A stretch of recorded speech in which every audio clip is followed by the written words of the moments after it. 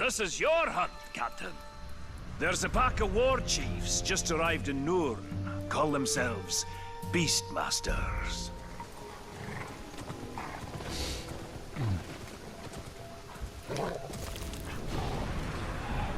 When my editor was going through the Chronomancer manuscript, there's this particular area that she complimented more than any of the other areas. And it was actually one of the spots where I felt the story was weakest. So it was actually quite encouraging to hear her have so many compliments for it, because here I was thinking I didn't do a great job of that, but that's probably an example of people having different tastes or different appreciations, because the area that she was talking about... how do I dismount? Yeah, that's the button I was pressing. The game was just like, no, you're not allowed to dismount. I'm like, well, I think I should be allowed. Damn these war chiefs. They've caused so much death and destruction. Scavengers are running amok. Just hordes upon hordes of filthy ghouls. Filthy ghouls? I thought all of Mordor's creatures were majestic in their own way. Majestic? Ghouls? Now you stop right there, Captain. They are an aberration. Those filthy little mongrels, hiding underground with their beady eyes, gnawing and biting and scratching and... If I didn't know better, I'd have thought you'd see eye to eye with the little creatures. Are you comparing me with a Yeah. ghoul? Oh, this plague of ankle biters makes you laugh. Their numbers are growing out of His control. accent makes it sound like They'll girl. overrun all of Nurn. Well, you I do am have a no point. girl. So how can we curb this disease? There's only one way. Look at these sideburns. We need to drag their vile queens from their nests and cut them down. A ghoul hive without a matron is like a meal without ale. Useless. All these girls. I'm so sick of all these girls. They're so gross. They have cooties. Ooh, girl bait. To draw out a swarm of girls. Okay.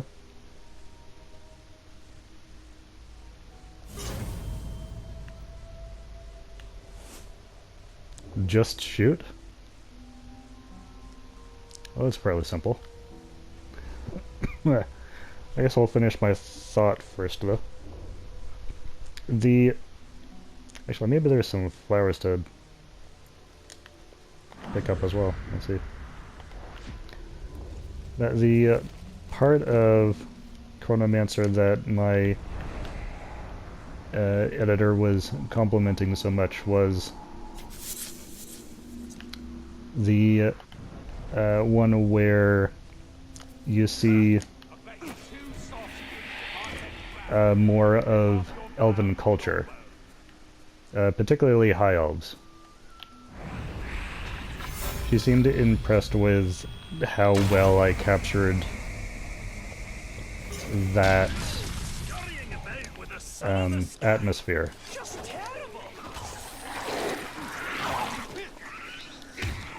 What am I doing now? Eliminating the girls? Okay.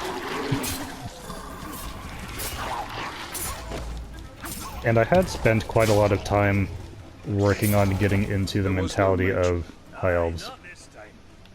Keep rustling their mounds, though. Matrons will come, I promise you. If you shoot mounds with arrows, they will come. Doesn't have the same ring to it.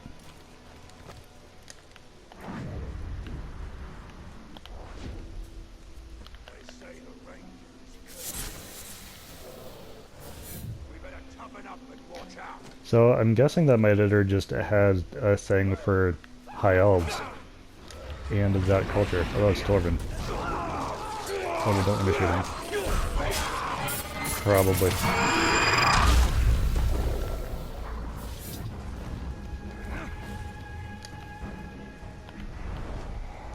What's the other mound over here? Fight well in battle, and there'll be fresh meat to feast on when we get back to town. And Chronomancer had a few cultures that I had to try to get into the mindset of. Even just for individual characters like Nash. When I was going through it, doing revisions, the first round of revisions, I felt like I needed to incorporate more orc culture, more orc mentality.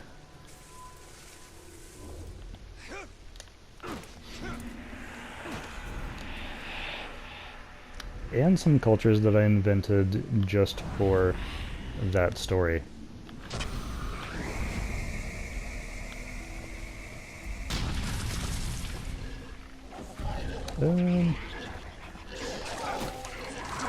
Oh yeah, now I fight the girls. Yeah. Oh, there's a matron. Okay.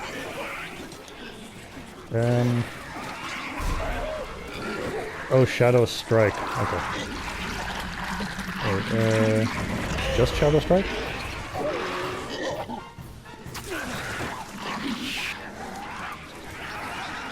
Oh no, it does specifically say Shadow Strike kill. Okay. My mistake.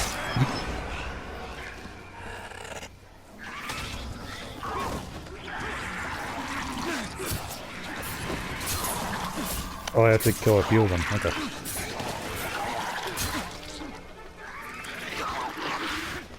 There we go. Yeah. Alright, I think that pack is done now. Is there a flower around here? Don't scare me, Torben.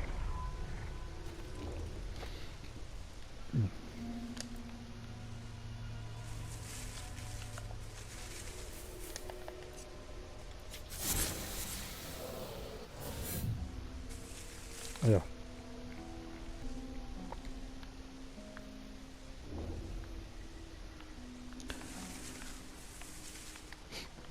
So, yeah, when I got that feedback from my editor, I got the sense that I had done a good job of getting into the mindset and the mentalities of High Elven culture.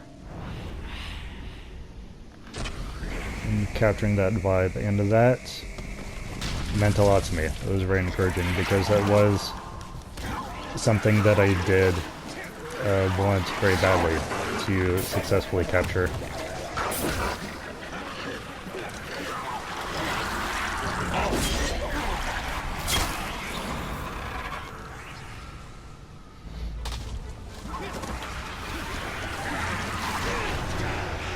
And I wasn't sure how good of a job I would have done with that.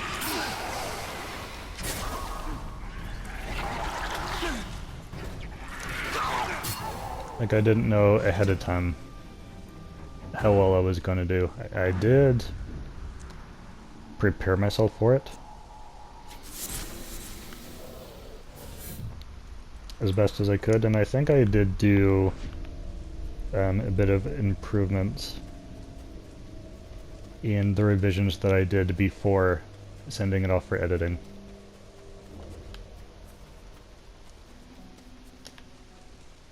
Because I know that some of that was just getting the right diction.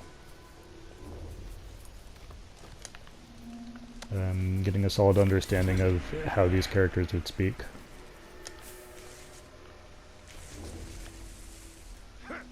Something very interesting about writing Zera in particular is that she is very poetically minded.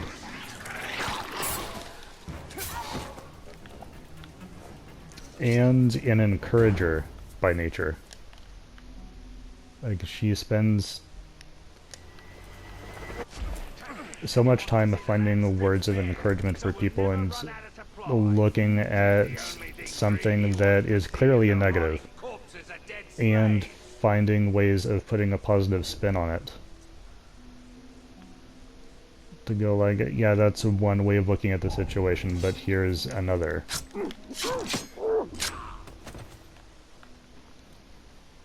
Which is very like, everything has a purpose, and everything dark can be repurposed for something good.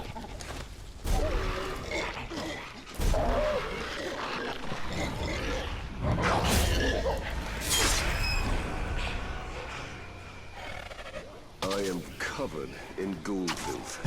See now I told you. I'm surrounded by girls and girl germs.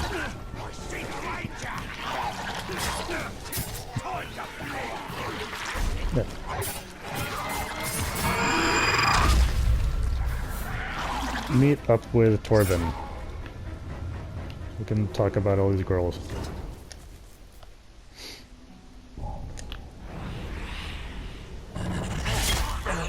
Yeah.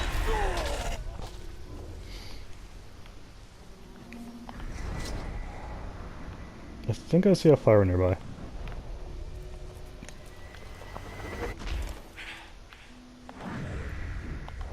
Uh-huh.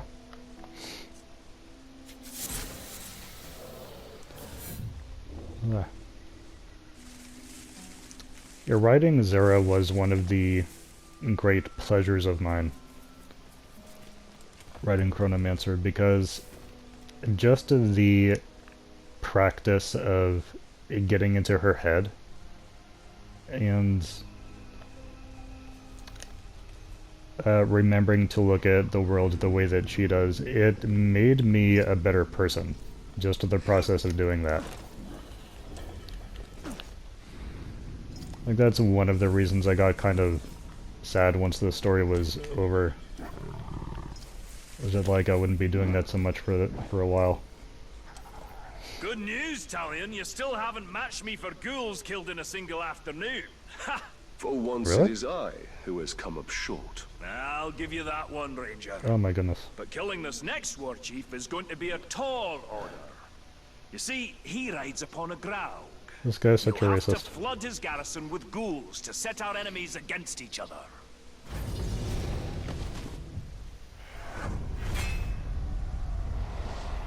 Aha! Next guy. Ooh. I like that armor. Not something I would wear personally, but it's very tank-like. I like that look for a companion. Bait a horde of girls inside the stronghold to cause chaos. That sounds like so much fun. If these ghouls were ever to become more organized, all of Nirn would be infested in short order. If girls were ever allowed to vote, it would be chaos. Yeah. Alright. Where are we going? Over here somewhere? How far away is this? Oh, it's way over there. Okay. I think I'll fast travel this time around. Ugh.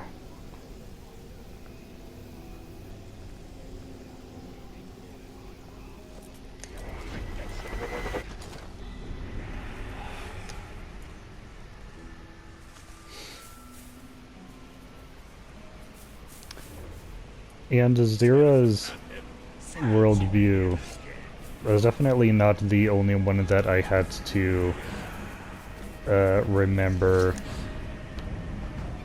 to keep in mind whenever writing these scenes, because there's also Baruda, who's very like old-fashioned barbarian warrior, classic medieval sense of honor.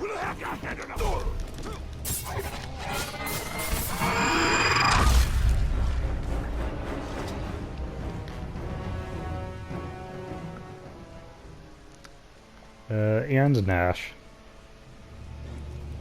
who has like a very dark default disposition, which is in contrast with the way that he's been learning to look at the world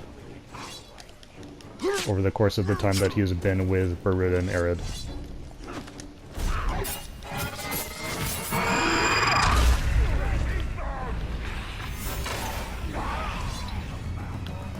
Great Walker!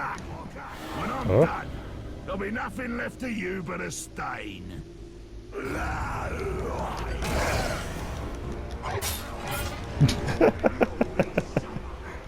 I can't quite get over there. There we go.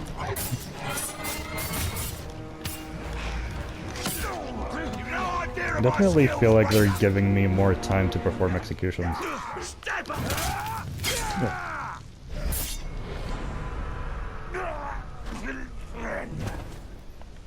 Give me something useful. Ah.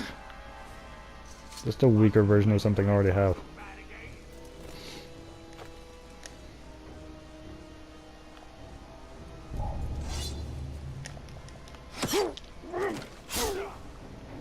One of the tricky things about writing a group as diverse as the group in Chronomancer was acknowledging that different readers will relate to different worldviews, and the characters are each presenting so many different ways of looking at the world, and it was important to not pit one of them as being like the correct one. It's not like when writing a typical Paragon character like Captain America. Like generally whatever Captain America says you can assume to be the correct opinion. It's one of the burdens of a Paragon.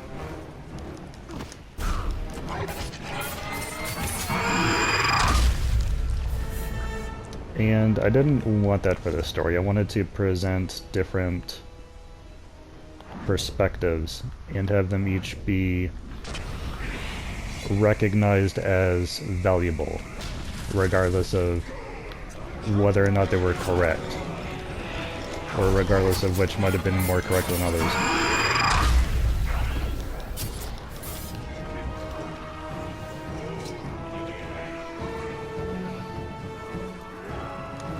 And part of that was finding ways of writing the dialogue in such a way as each character was able to present their perspectives without being put down by the other characters.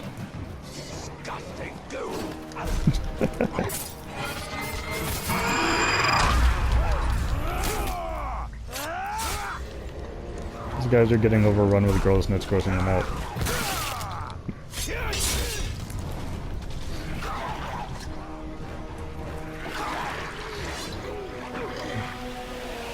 Yeah. Girls keeping at me.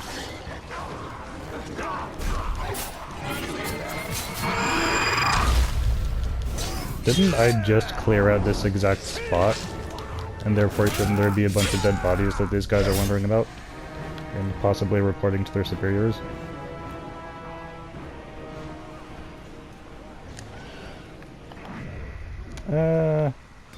You know what? It's been a while since I've done that.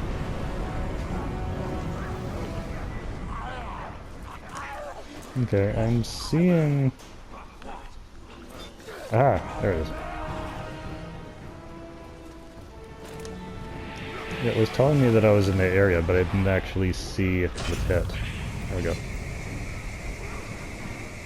Kuga, Kuga. Did that axe guy just come out of the dirt? Oh, wow. This guy's riding a Graug. Wretched Graug stun. Okay. Shoot 2 charged shots at a wretched Graug's head to stun it. Charged. Okay, that's not the same as a fire arrow. It just means hold back the bow. The bowstring until it's fully charged. Nearby ghouls will jump on and start attacking it. Okay. Let's see how this goes.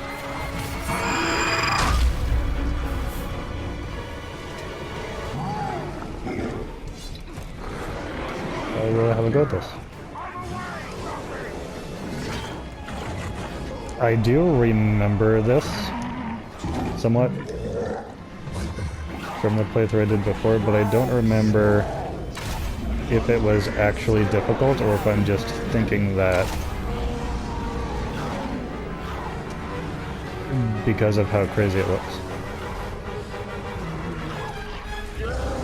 How long does this stay stunned for?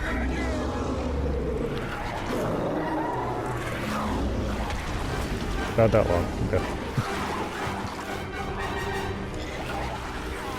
I might see if I can run up to him this time. And do some damage from behind.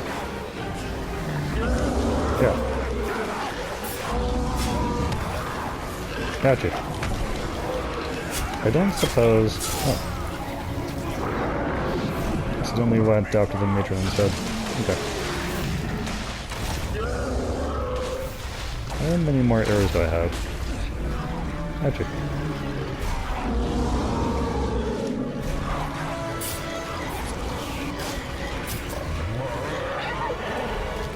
Oh, you know what? I'm at like 50% health. Should really be more careful. Yeah.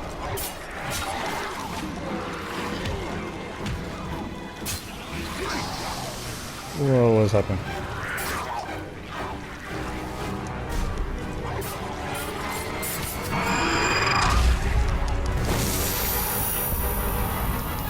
I haven't been doing this much during this DLC, but let's get some allies going. Okay, are you invulnerable to range? Yes. How did I know that? Hates girls. Oh wait. Been rather sick of all these girls.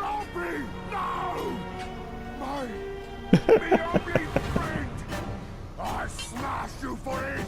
Smash until dead! That's fair.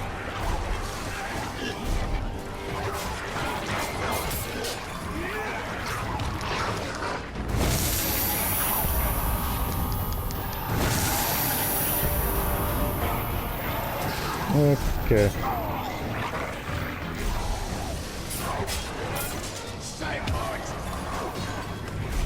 I am hoping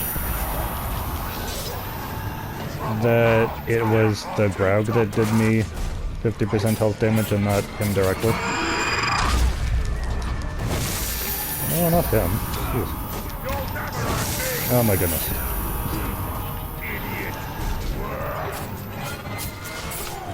It's kind of hard to argue right now. There we go.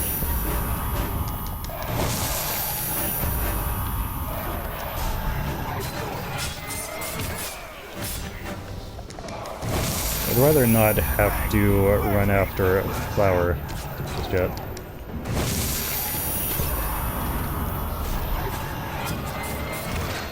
Oh, dang it. Way too many of these shield guys.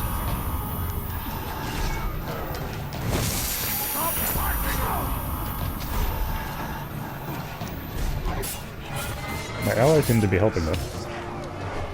Where is my Which is nice. Where is my power? I remember this being the last fight in the game, but apparently not. Ooh. His head teleported through his helmet. Or I guess that's phased. How did that Uruk manage to tame a Graug? I hope I have put a permanent end to such an alliance. Increase melee damage while poisoned. It doesn't sound like a great trade-off.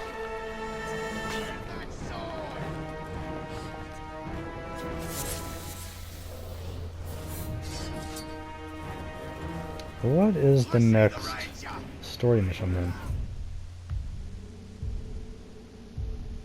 Something over here apparently.